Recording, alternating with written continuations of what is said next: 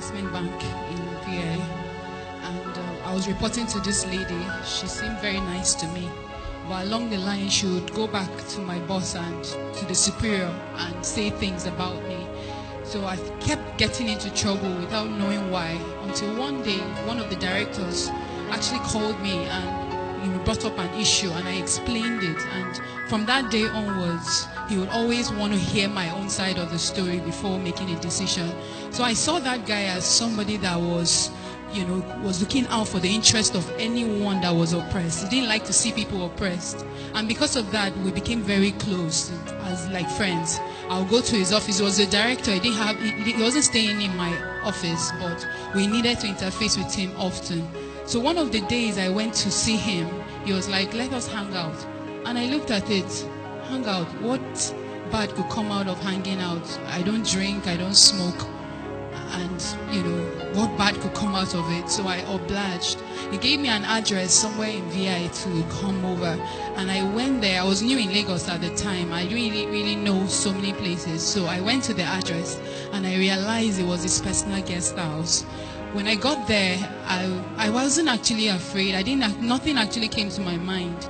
And we got there and we started gisting, and he was asking me about work and all that. And somewhere along the line, he tried to kiss me, and I was trying to be in the middle of being very rude and still, refusing.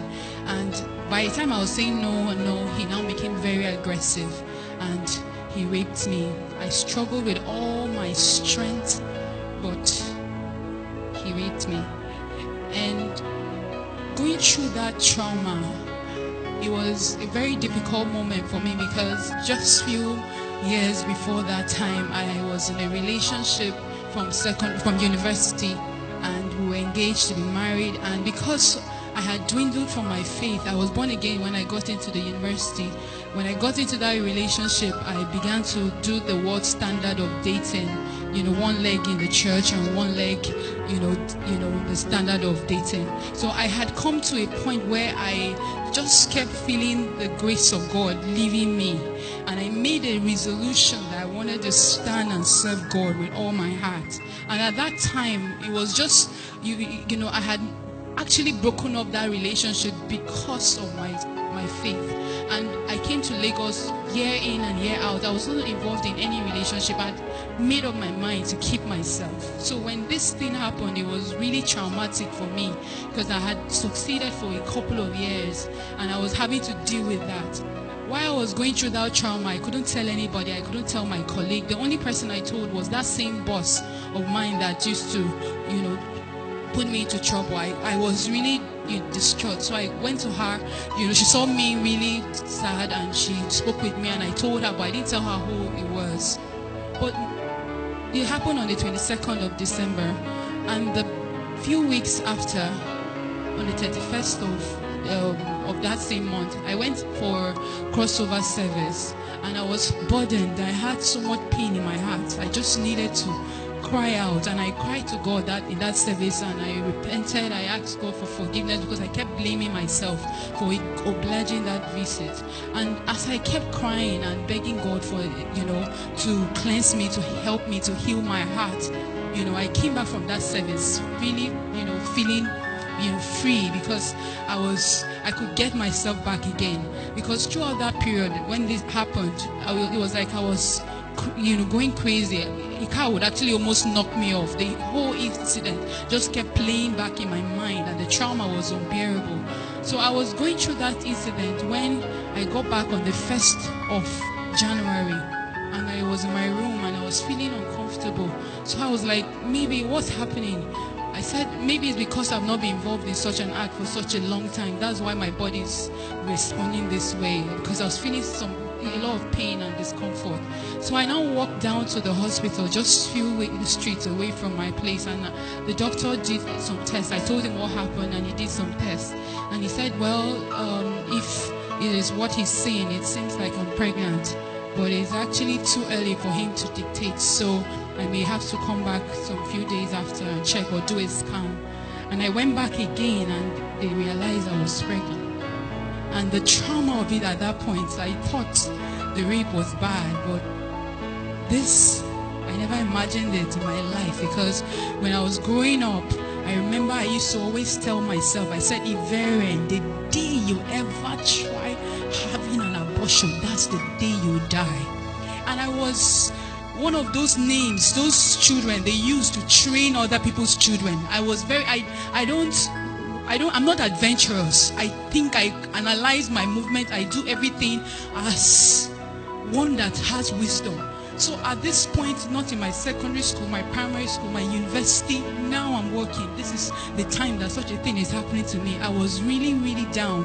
And while I was thinking of what will happen, I was saying my parents will kill me. I was really, really down.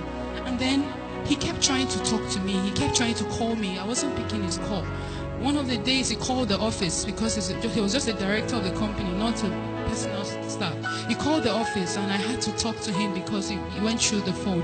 And when he called me and I said, telling me, I broke out into tears and told him what the outcome of what had happened was. And he said I should come and see him.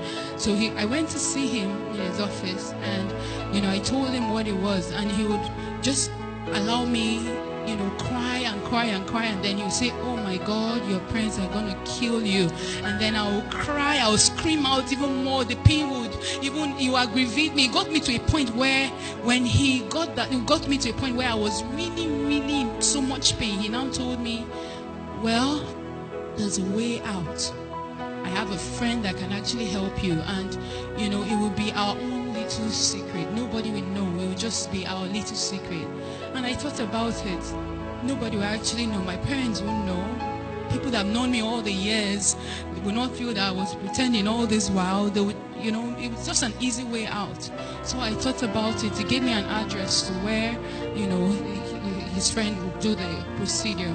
And I went to the hospital. Why I went to that hospital was, I remember on my way going there, I remember that word I used to say. The day you ever try doing this, that's the day you die. I remembered it and I asked God, I said, God, it's not my fault. It's not my fault. This thing happened to me. It was not my fault. Just forgive me.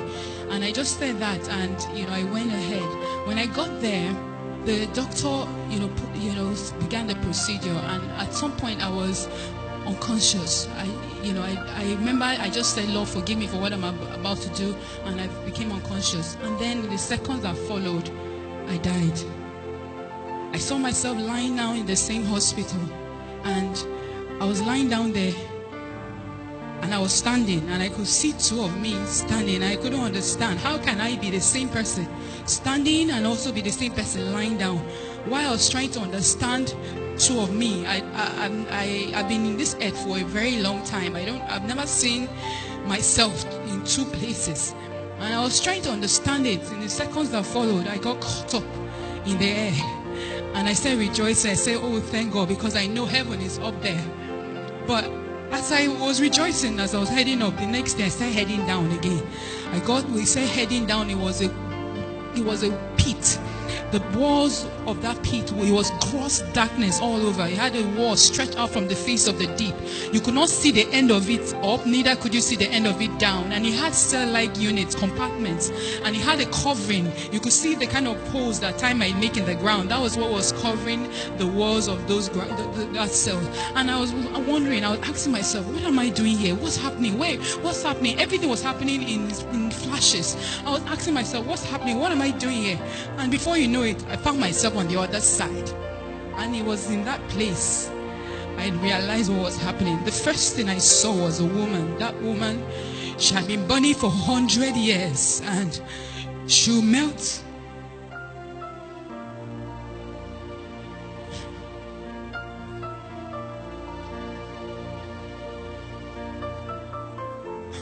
She was burning for 100 years. If you look at the fire, that liquid fried fire, that is like magna from a volcanic eruption. She will melt off, and she was crying with every strain in her and asking God for a second chance, and she would fall back again, and she just kept crying and gnashing her teeth. As I was looking at her, it was no longer about what I was looking at. The fire began to ravish me from my head down to my feet. I began to burn and I began to cry, and I was screaming with every strength in me. I was begging God for a second chance, and I was crying out loud. It was in that place certain scriptures became very tangible to me. When the Bible says there will be gnashing of teeth, I found myself gnashing my teeth. I was grinding it and I was screaming, and my shouts were loud. If I shout now, the next shout will be louder, but this energy it keeps depleting, but your shouts keep increasing. I was screaming, everybody was screaming, everybody was begging God for another chance. As I was shouting and I was begging God, I remember a few things that occurred there. Some of the things that were traumatic for me were the fact that if you just imagine that everybody was shouting, the noise there was enough, was like a bomb blast blasting off your ears. If there was no fire, if there was nothing there, just that noise was enough to burst your earballs, but you wouldn't die. Then imagine you cannot breathe. You hold your nose for 1 hour. You cannot breathe, but you cannot die. It was bad and it was painful. I realized as I was going through all these experiences, I realized the smell, the stench in that place. If there was no fire, if there was nothing else, just that stench was bad enough. And in all this, I realized one of the worst pain that I encountered there was the fact that I knew that I was damned. I knew that it was over. I knew there was no hope. That was the worst trauma of it all. The feeling of hopelessness.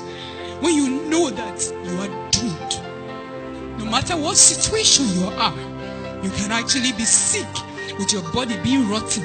As long as you have life, you have hope. You can actually be in prison, sentenced to death. As long as you have hope. As long as you have life, you have hope. But in that place, I knew beyond every reasonable doubt that it was over. That there was no way out. And I was begging God and I was asking God. I said, God, if you can only give me even 1 second. I'm not asking to come back and live on this earth. Just 1 second to say Jesus is Lord and die back. I was begging God. I said, God, I don't even mind if you give me, if I come back. And I come back and I'm lying down. I don't have hands, I don't have legs. I'm eating shit and drinking piss, and people are stamping on me. Just the opportunity to come back and restore my ways. It's enough for me. He asked me, I told him, Lord, it's not my fault. And he said, you made a choice. And you are here because you made a decision. And I kept begging. Everybody was begging, and everybody is still begging there. One of the scriptures that also became tangible to me, the Bible says, blessed is he that believes. A lot of people want to see before they believe. But if most of them saw, they know that hell is real. They are in the belly of hell, but it's over. They cannot make a choice now because they wanted to see before they believe. I kept crying and I kept begging God, and I was asking God the same way everybody was begging God. I asked God for just 1 second, just 1 second, and he asked me a question. He said, how many seconds are in a minute? How many minutes are in an hour? How many hours are in a day? How many days are in a month? How many months are in a year? How many years have you spent on this earth? Weigh those seconds in those years. With this 1 second, you are asking me, which of them is greater? Why is this 1 second now more important to you than all those years? And I was helpless. And I kept begging. Every other person was begging. I asked God, I said, God, I preached heaven and hell when I was in secondary school.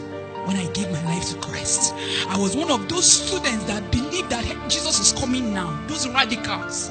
I always knew heaven and hell was real. I preached it, but I never knew it was this real. And I asked him, I said, why is it that this thing is so real, but we live our lives like it doesn't exist? And And he said that's the trick of the devil. He blindfolds our minds so that we are busy chasing what is not important. And at the end of it all, we realize what is important, but we did not pay attention to what is important. And I kept begging. Every other person was begging. I realized another scripture that says a living dog is better than a dead lion. As long as you are alive, you can make a choice for where you're going to. But once you close your eyes from this earth, it is over. I asked God as I was crying, I was begging. Everybody was shouting with all their strength, asking for mercy. I asked him, I said, God, I preach this thing. Just give me this opportunity. Let me go back and preach to people. Let me go and share this news with other people, because I don't. He asked me a question. He said, Jesus, the Son of God, came, but the world did not believe him. He said the book of Revelations was written for the world to read, but they don't read it, let alone believe it. He said many have come back with warnings for the world. He said they don't listen. Why will they listen to you? I said, God, you don't understand. I will come back.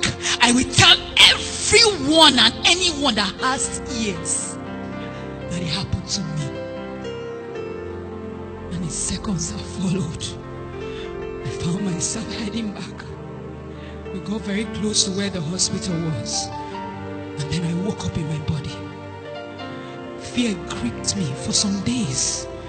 I felt the only thing I needed to do was just to lock myself up, just be worshiping God and just worshiping him, so that maybe if I eat, I will still sin. By talking, I will still sin. So I just wanted to lock myself. And he said, no, I brought you up so that you can come and sound the warning. Few weeks after I was so desperate. I would go about, Jesus is coming. But I was sharing it like somebody that was crazy, like somebody that was mad. But I couldn't tell people that have known me over the years, because I didn't want their reputation. I didn't want them to have a wrong reputation of me.